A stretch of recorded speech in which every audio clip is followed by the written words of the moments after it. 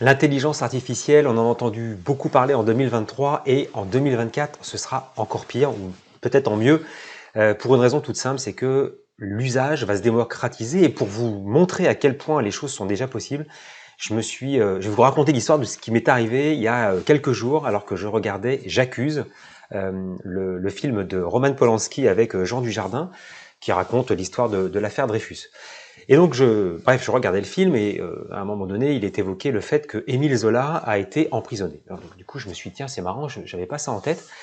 Et donc, qu'est-ce que j'ai fait? J'ai pris mon smartphone, réflexe probablement d'un autre âge, vous allez voir pourquoi. Et donc, j'ai tapé Émile Zola, prison, date, une requête bien connue. Et puis, en fait, quand j'arrive sur les résultats de recherche, j'ai un article du Figaro, quand je clique dessus, qui m'est renvoyé, si ça veut bien s'afficher. Sauf que pas de chance, cet article-là n'est pas disponible, donc pas de bol. Bref, j'en ai d'autres qui me sont proposés, plus ou moins précisés, mais je vois pas là-dedans une date. Voilà, ce qui m'intéresse, c'est les dates d'emprisonnement. Alors, qu'est-ce que j'ai fait? Je me suis dit, mais j'ai une box à la maison, la Freebox Delta. Je vais demander du coup à l'assistant intelligent qui est inclus dans cette Freebox de me donner la réponse. Alors, on va le faire ensemble. Alexa, quelles sont les dates d'emprisonnement d'Émile Zola? Traduit de newworldencyclopedia.org. Il a été emprisonné à Alcatraz de 1934 à 1938. Est-ce que cela répond à votre question? Non, non. Et pour une raison simple, parce qu'Émile Zola était déjà mort depuis longtemps à ce moment-là. Donc, J'ai trouvé quelque chose tais-toi, qui pourrait Alexa. répondre à votre Chut. question. Alexa, Je silence. connais 27 singles de noms dont We Rum Pack, Alexa, Les tais-toi. Sons, Your Soul, All Alone et Alexa, stop. 23 autres. Voilà, j'ai toujours pas réussi à dompter cette machine. En tout cas, vous voyez qu'elle s'est complètement trompée. C'est pas du tout, évidemment, il n'était pas à Alcatraz en 1932. Alors du coup, à ce moment-là, je suis allé sur Copilot, Microsoft Copilot. Donc ça, c'est une app que vous pouvez utiliser.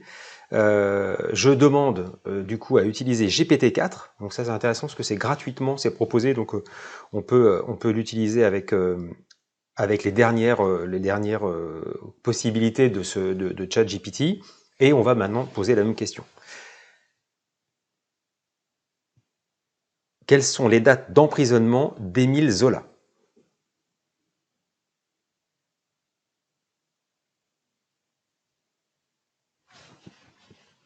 On laisse tourner. Il a bien repris ma requête.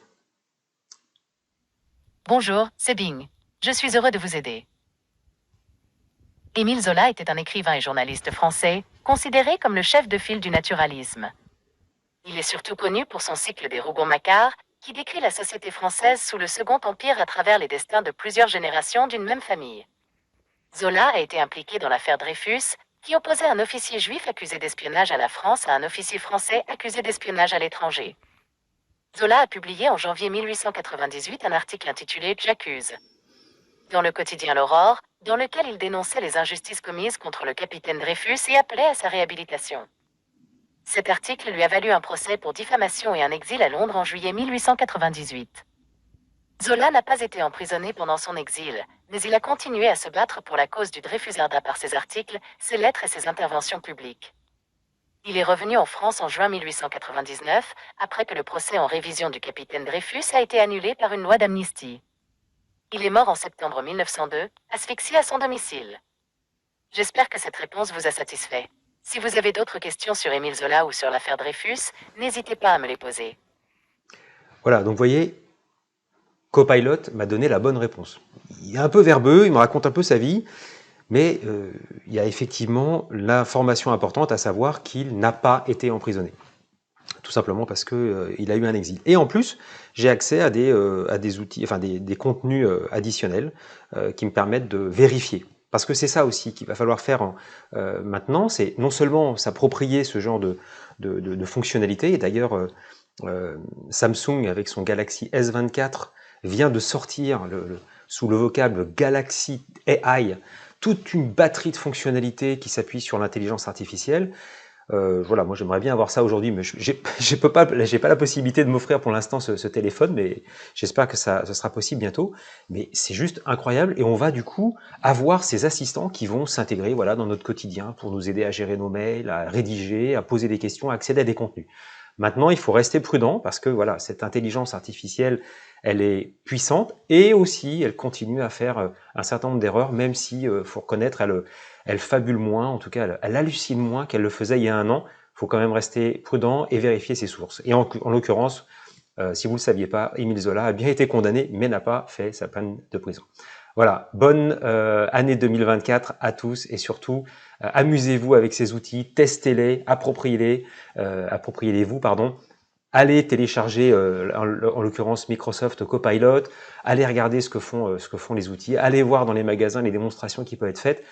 Et surtout, n'attendez pas que l'IA soit partout pour justement vous l'approprier, faites-le dès maintenant.